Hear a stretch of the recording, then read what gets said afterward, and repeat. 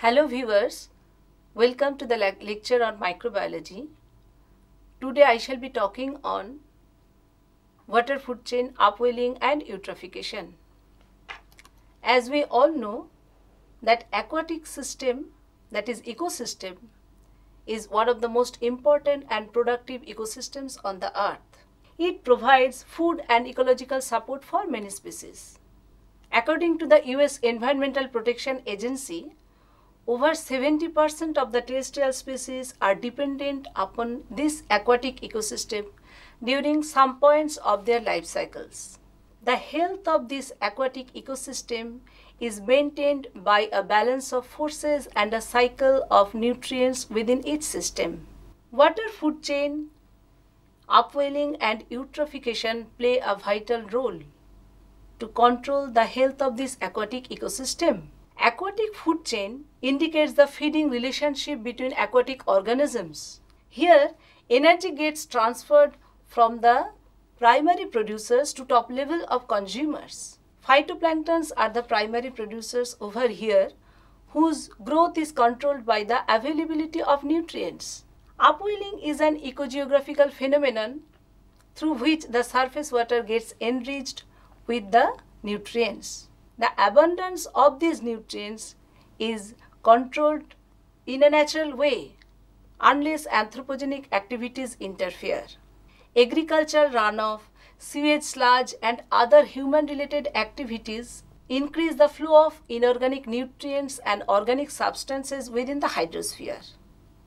This oversupply of nutrients causes eutrophication. It leads to the deterioration of water quality and ultimately disrupting the normal functioning of the ecosystem. So what is aquatic food chain? It makes a great contribution in the stepwise transfer of energy in terms of food, where a simple linkage occurs from producers to consumers through feeding relationship. It depicts the structure of the living components of the hydrosphere. Usually, food chain starts with plants, that is primary producers. Phytoplankton and zooplanktons are primary producer and primary consumer respectively. These zooplanktons are eaten up by small fishes, that is secondary consumer, on which tertiary consumer, that is large fishes, are dependent for their energy sources.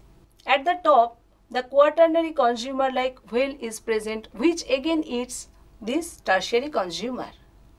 Different types of food chain are present in different types of aquatic habitats. Even human can be placed at the top level of consumers in the aquatic food chain, like from algae to mosquito larvae to dragonfly larvae to fish to human.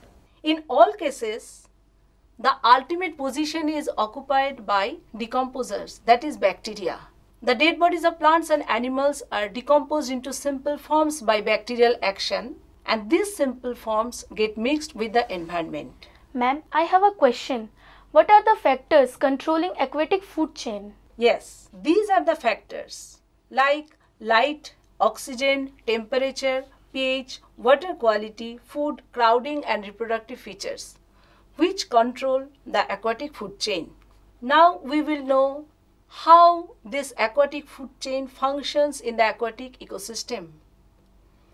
A number of aquatic food chains are linked together to form a network called aquatic food web. In this food web, the complex groups of organisms perform different functions. The health of this aquatic food web is very important. A balanced aquatic food web can be the indicator of the quality of aquatic habitat. Primary producers are the foundation of this aquatic food web. They use nutrients along with carbon dioxide to harness sunlight energy to create biomass through the process of photosynthesis. The phytoplankton biomass are the producers. So, it creates biomass, and these biomass are the primary food source for other aquatic organisms including zooplankton. These zooplankton are small heterotrophic organisms which feed on phytoplankton community and other zooplankton also, and are themselves food for large planktivores. So, the size and diversity of the phytoplankton community determines the diversity of the zooplankton community. When the zooplankton community eats this phytoplankton community, their biomass increase. In this way, they already support the community of other like small fishes and large fishes community. And in this process, the energy from sun is transferred up the aquatic food web, eventually feeding the apex predators like sharks, whale, etc. On the basis of number of trophic levels and the amount of biomass present in each trophic level in aquatic food chain and aquatic food web, aquatic trophic pyramid can be constructed. Nutrient availability plays a central role in shaping this pyramid. Here the lowest as well as the widest level is occupied by phytoplankton as primary producers, which gradually narrows towards the top, keeping zooplankton, small fishes and large fishes in the next consecutive layers from the lower to upper level of this pyramid. Irrespective of all these efforts, it is not very easy to describe the complex and interrelationship between different aquatic organisms. Why? Because one aquatic organism can occupy more than one trophic levels and they can feed on different food items from different trophic levels also. Our next topic will be upwelling. It indicates wind-driven motion of cooler, dense, usually nutrient-rich water towards the surface of the water body, replacing the warmer, usually nutrient-depleted surface water. Different factors control this upwelling like wind, Coriolis effect, Ekman spiral and Ekman transport. What is Coriolis effect? When air moves from high to low pressure, it gets deflected to the right in the northern hemisphere and to the left in the southern hemisphere. This deflection is called as Coriolis effect, which is the result of the Earth's rotation.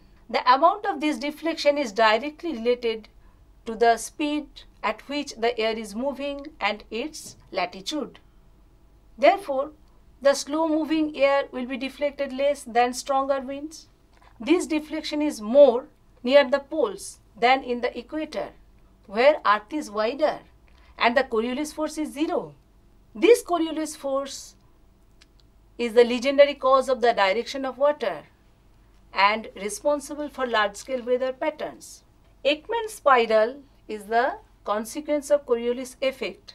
When surface water molecules move by the wind force, they in turn drag deeper layers of water molecules below them. Each layer of water molecule is moved by the friction from the shallower layer, which gradually slows down from upper to lower unless it stops at a depth of about 100 meters. Like surface water, the deeper layer of water is deflected by the Coriolis effect, that is to the right in the northern hemisphere and to the left in the southern hemisphere. As a result, each successive deeper layer of water moves more slowly to the right or left, ultimately creating a spiral effect. In this picture, we can see the Ekman spiral and its associated forces in northern hemisphere. 1 indicates wind, 2 is the force from above, which begins as the wind blows over the surface of water. 4 indicates Coriolis effect, which is at the right angle to the 2. The net water flow is indicated by 3, which becomes the force from above for the layer below it, gradually creating a spiral clockwise motion as it moves down.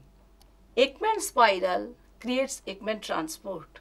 Surface water flow at a 45-degree angle to the wind due to a balance between Coriolis force and wind-water interaction, as we can see here.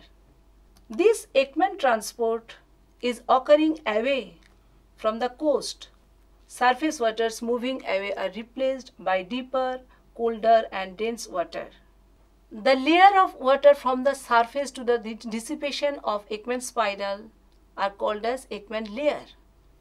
And if all the forces over this Ekman layer is integrated, the net resultant flow of water will be at 90 degree to the right of the surface wind in the northern hemisphere and at 90 degree to the left of the surface wind in the southern hemisphere.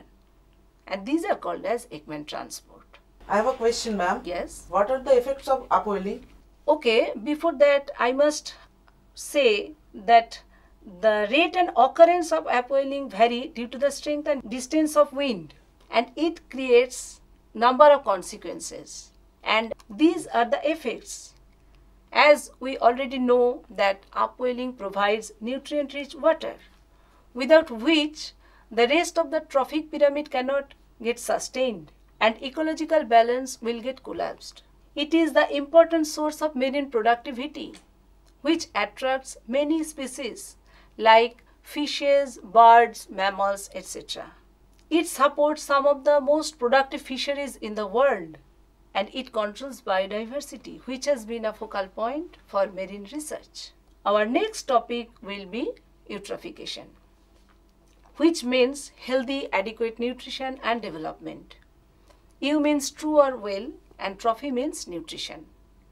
Eutrophication, more precisely hypertrophication, is a natural process which occurs as lake's age, and it gradually builds up its own concentration of plant nutrients. It is a response of the ecosystem to the addition of nutrients artificially or naturally within the aquatic zone. The rich nutrient input stimulates phytoplankton growth, and when it undergoes population explosion, it causes aquatic bloom. It leads to the depletion of oxygen in the water body, and this oxygen is very essential for aquatic life to survive. This eutrophication starts with oversupply of nutrients, which induces explosive growth of plants along with algae, and when these organisms die, they sink to the bottom and decompose. The bacterial decomposition consumes oxygen in the water body, ultimately creating a hypoxia, that is, depletion of oxygen from the water body, and ultimately death of aquatic life occurs. Eutrophication is of two types, natural and artificial. Natural eutrophication typically occurs as lake's age. Climate change, geology and other external factors influence it. It is very slow in comparison to artificial eutrophication, which occurs more rapidly, and it causes problem in the affected water bodies and ultimately in the aquatic ecosystem. Natural eutrophication causes ecological succession, through which a water body is transformed into a terrestrial habitat. Artificial, that is man-made eutrophication, is caused by agricultural runoff containing fertilizers, septic system, sewers, sewage sludge, animal wastes containing high amounts of nutrients. Among these nutrients, nitrogen and phosphorus are very important. Elevated levels of atmospheric nitrogenous compounds increase bioavailability of nitrogen, and nitrates as fertilizers are highly water soluble, so move readily with surface runoff into water bodies. Role of phosphorus is also very important, and it is considered as the main culprit for eutrophication. It is the limiting factor for plants' growth in freshwater ecosystem. It strongly adheres to soil. Therefore, it is transported by soil erosion. Once translocated to the lakes, it is very difficult to extract the phosphorus. So, it is not easy to reverse the effects of eutrophication.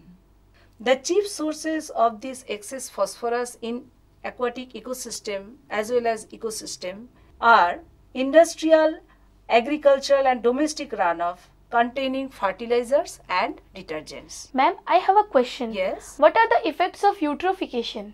Eutrophication leads to serious consequences like increased phytoplankton biomass, where toxic or inedible species can grow, changes in macrophyte composition, loss of desirable fish species, decreased biodiversity, decrease in water quality like increased turbidity, smell, color, BOD, COD, problems in water treatment, health problems if eutrophication interferes with drinking water, decrease in perceived aesthetic value of water body like rivers, lakes, etc.